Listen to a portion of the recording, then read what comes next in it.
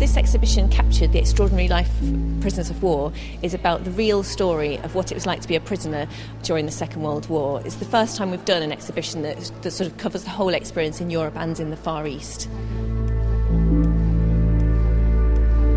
Well, I think it's sort of something that people can relate to. What's it like to be locked up and not to know how long you're going to be locked up for? What would it be like to be away from your family, your friends, your home, and all of your possessions, everything that you care about, and just to be totally away, and say to not know how long that was going to last for. And what we're trying to show in this exhibition is what was it really like? Was it possible to escape? Are those escapes true stories? And what was it like really? What did you just do day to day? How did you fill your time? So I think there's a lot of things there that people will find really interesting. It's a fascinating story.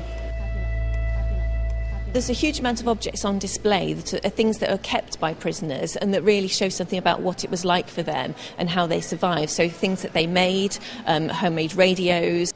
We've got a great example on display from Europe, which is a radio that was held by a chap called Ernest Shackleton, who was a prisoner in Rottenburg in Germany. And this radio is made of a German film projector, and it was kept under the floorboards and operated by knitting needles. And this was how the prisoners were able to get news of the progress of the war, which again was really important for morale. And really personal things like letters home that they wrote to their families, saying how much they missed them. There's some letters from a father writing to his wife about his newborn son, who he'd never met and didn't actually meet for 3 years. So it's that sort of thing that I think will really bring it home to people, what it would be like to be separated from your loved ones. And on the other side of things, we've got a letter from a wife who writes to her husband, who was a prisoner in the Far East, and it was 17 months before she even knew whether he was alive. And she writes this letter about how joyful she feels just to know that he's out there somewhere still alive.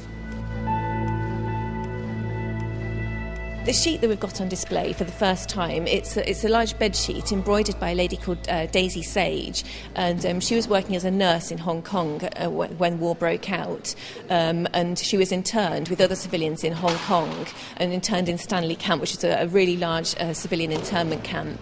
And while she was there, she had this large bed sheet with her, and she used it to record basically her experiences as an internee. So all around the edge, there's little words, and all the words as a sort of a coded diary. She embroidered a different word every day for 2 years, and sometimes the words were just sort of general, they didn't mean anything, and other times they had a secret meaning.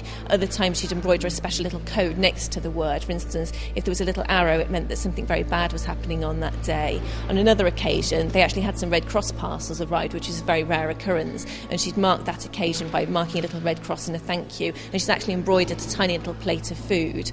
And apart from that, it's just there are names, little symbols, all things that meant something to her, and it was clearly a way of coping with the experience and giving her something to think about. And for us, it's a great visual record of her time as an internee. We are looking at the famous escapes in Europe, and one of the items we've got on display is a cap worn by a chap called Jimmy James, who's one of the people who escaped during the Great Escape. Obviously, we've all seen the famous film, but it is actually based on a true story. 76 people got away in this mass breakout from Stalag Luft 3 in 1944, and Jimmy James was one of these 76. He was recaptured, but put back in captivity, but 50 of the escapers were actually shot in a really tragic part of that story. But it's great that we've got his cap from one of the real Great Escapers on display here. There are just so many stories. You really get an idea of how people coped and the different ways people found to cope. Sometimes it was about going in on themselves and sort of writing diaries, keeping records, and other times it was about friendships and doing things like sports or putting on shows.